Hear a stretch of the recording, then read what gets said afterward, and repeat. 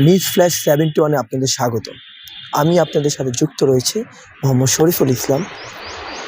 আপনারা জানেন আজ পয়লা ফাল্গুন, ঋতুর প্রথম দিন, যা মানুষের মাঝে লাল সবুজের এক প্রকৃতির ভালোবাসার বার্তা দিয়ে যাচ্ছে। এই বার্তাগুলো মানুষের মাঝে কেমন ছড়াচ্ছে বা মানুষ কি এটা সঠিকভাবে উপভোগ করতে পারছে, নাকি দিনের পরিবর্তনে তা হারিয়ে যাচ্ছে? আজকে আমরা তা জানার চেষ্টা করব।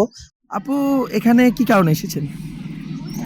আসলে এখানে আমি আমার বোনদের সাথে ঘুরতে এসেছি ফাল্গুন উপলক্ষে। ফাল্গুন উপলক্ষে যে এসেছেন, আপনার এখানে মানুষের আনাগোনা বা আপনার কেমন লাগছে? আমার তো খুবই ভালো লাগছে। মানুষ এখন কিছুটা কম, আশা করি দিন বাড়ার সাথে সাথে মানুষের ভিড়টাও বাড়বে। আপনি কি মনে হচ্ছে যে এই ঐতিহ্যটা একটু কমে গিয়েছে, বা আপনার মানুষ এই ব্যাপারটা একটু কম উদযাপন করে এখন বর্তমানে? কমে যায় নাই, এটা হচ্ছে এখন আপাতত নির্বাচন হলো মাত্র, দেশে একটা অস্থিতিশীল অবস্থাও আছে, এজন্য বের হতে অনেকে হয়তো ভয় পায়। প্লাস হচ্ছে নির্বাচনের জন্য অনেকেই ঢাকার বাইরেও আছে, আমি যেটা মনে করি, এই জন্য হয়তো কিছুটা কম উপস্থিতি। আপনি কি মনে হয় যে মানুষ যে এটা উদযাপন করছে না, বা এই যে উদযাপন আস্তে আস্তে ভুলে যাচ্ছে, এটার কোনো কারণ বা রাজনৈতিক কোনো প্রেক্ষাপটের জন্য? হ্যাঁ, রাজনৈতিক প্রেক্ষাপট তো কিছু আছেই। কারণ হচ্ছে এখন মানে বের হওয়াটাই তো একটা রিস্কের ব্যাপার, কখন কি হয়ে যায় একটা আতঙ্কে থাকে হয়তো, এই জন্য কিছুটা কমে যেতে পারে। এখানে মানুষের আনাগোনা কেমন দেখছেন, কেমন? বেশ ভালো ভালো। আপু, আপনার নামটা? আমার নাম হচ্ছে মহসিনা আকন্দ তুষ্টি। বাসা কোথায়? বাসা ধানমন্ডিতে। ধানমন্ডি থেকে এখানে এসেছেন কেন? এই যে ফাল্গুন উদযাপন করতে বন্ধুদের সাথে এসেছি। আচ্ছা, ছবি তুলতে এসেছেন বন্ধুদের সাথে। কেমন উদযাপন করছেন বা কেমন দেখছেন? ভালো লাগছে, এনভায়রনমেন্টটাও ভালো। আমি এক্সপেক্ট করেছিলাম যে আরো অনেক মানুষ থাকবে, বাট মনে হচ্ছে মানুষ এখনো বের হয়নি সবাই, হয়তো বিকালে বের হবে। এখন তো ফাঁকা ফাঁকাই লাগছে। এত সুন্দর করে সেজেছেন, অনেক সুন্দর লাগতেছে। তো এরকম কি আরো চান যে এরকম মানুষ আরো বের হোক বা এরকম উদযাপন করুক?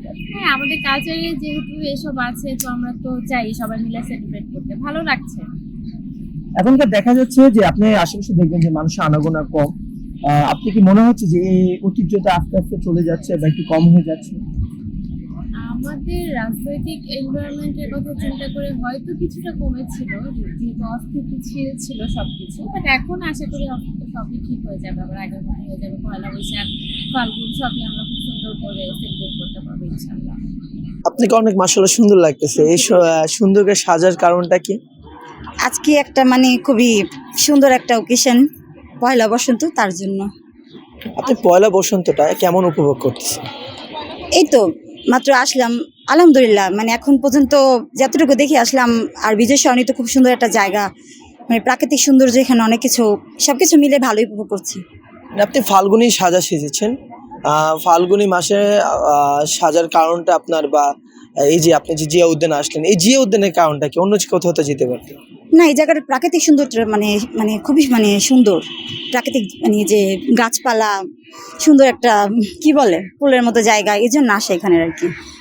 আরও জায়গা আছে, কিন্তু এই জায়গাটা খুব ভালো লাগে তার জন্য। আপু, আপনার নামটা?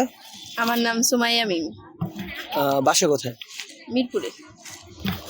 আপনি কি অনেক সুন্দর লাগতেছে, আপনি সাজার কারণটা জানতে পারি? Thank you. First of all, আমি সাজছি আজকে পহেলা বসন্ত উপলক্ষে।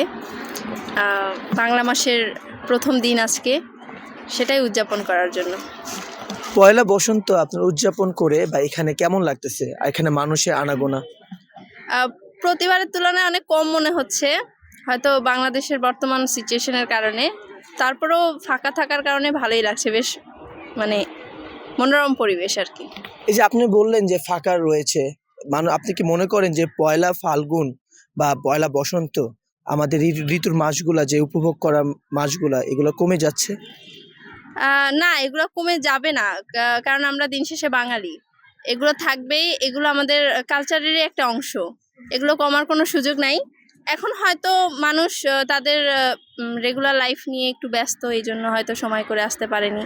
আর এখন দুপুর সময় হওয়ার কারণে এমনিতেও কম, বিকাল দিকে হয়তো আরও ভিড় থাকবে। আচ্ছা, আপনি কোনো মানুষের উদ্দেশ্যে কিছু বলতে চান যে পয়লা ফাল্গুনটা কিভাবে উদযাপন করা উচিত আসলে? পহেলা ফাল্গুনটা আসলে যার যার জায়গা থেকে সে যেভাবে কমফোর্টেবল সেভাবেই উদযাপন করবে। কেউ আমাদের মতো সেজেগুজে বাইরে এসে, কেউ ঘরে বসে, যার যেভাবে আর কি কমফোর্ট। তো আমি মনে করি যে অ্যাজ এ বাঙালি হিসেবে এটা উদযাপন করা উচিত, যার যার জায়গা থেকে সে সেভাবে। ধন্যবাদ। পয়লা বসন্ত এবং ভ্যালেন্টাইন্স ডে আপনি কোনটা উপভোগ বেশি করতে চাচ্ছেন? ভ্যালেন্টাইন্স ডেতে উপভোগ করতেছি, ভালো লাগতেছে, তাই আসলাম। আম্মুর জন্য একটা গোলাপ নিলাম। আচ্ছা, আপনি মায়ের জন্য গোলাপ নিয়েছেন, আপনার এমনি ভালোবাসার মানুষ নেই? না, আমার মা আমার সব কিছু। আমার মাকে আমি অনেক ভালোবাসি। তো আপনি যে এখানে তো দেখতে পাচ্ছেন অনেক কাপল আছে, অনেকে আবার দেখা যাচ্ছে বসন্ত উদযাপন করছে, এই ব্যাপারটা কেমন লাগছে? জি আলহামদুলিল্লাহ, ভালোই লাগতেছে। ওরা একসাথে আসছে, ঘুরেফেরা করতেছে, অনেক মানুষ দেখা যাচ্ছে, অবশ্যই ভালো লাগারই কথা। কি মনে হয় যে ভালোবাসার দিবসটা বেশি উদযাপন করা উচিত নাকি মানুষের পয়লা বসন্ত বেশি উদযাপন করা উচিত, বা আপনি কি দেখছেন বা কি উদযাপন বেশি করছে? না, আমি তো দেখতেছি ভালোবাসা দিবস বেশি করতেছে, উদযাপন করতেছে, কিন্তু এটা নিয়মে নাই, এটা ভালো না। তবুও ওরা উদযাপন করতেছে, ওদেরকে তো না করা যায় না। আমরা এতক্ষণ দেখতে পারলাম, শুনতে পারলাম মানুষের মাঝে এখনো এই ভালোবাসাগুলো বিরাজ করছে এবং বিরাজ করছে এই প্রাকৃতিক নতুন পরিবর্তনগুলো। মানুষের মাঝে এখনো এই পরিবর্তনের যে ভালোবাসা রঙের বার্তাগুলো তা পৌঁছে যাচ্ছে। আমাদের সাথে যুক্ত থাকার জন্য ধন্যবাদ।